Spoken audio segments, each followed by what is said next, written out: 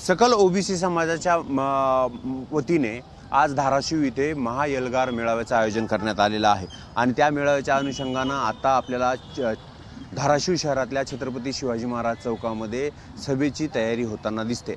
यासाठी इथले जे गाजी मैदान आहे तिथे अगोदर सभा होणार होती, ती मात्र त्या ठिकाणी सभेला परवानगी देण्यात आली नाही। त्यामुळे आता छत्रपती शिवाजी महाराज चौकामध्ये ही सभा होताना दिसते।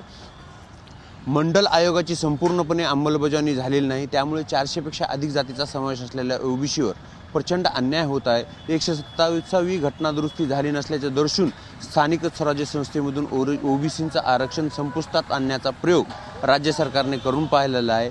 या माध्यमातून ओबीसींना स्थानिक राजकारणातून पूर्णपणे संपवण्याचं काम सुरू असल्याचं जी बाब आहे, जी ओबीसी मेळाव्यात सातत्याने सांगण्यात येते, त्याच बाबीवर या ठिकाणी चर्चा होईल, मान्यवर त्याच्यात मार्गदर्शन करतील अशी सगळी स्थिती आहे।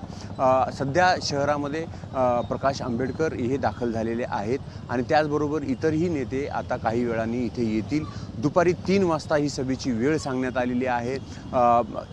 रस्त्याच्या मध्यभागीच ही सभा होत आहे, त्यामुळे सभेची जी तयारी आहे ती सकाळपासून सुरू झालेली आहे आणि त्या अनुषंगानं आता कार्यकर्त्यांची जमवाजमवही सुरू आहे आणि 3 वाजता ही सभा अपेक्षित आहे सुरू होणं आणि त्या अनुषंगाने या सभेची तयारी आपल्याला आता धाराशिवमध्ये पाहायला मिळते।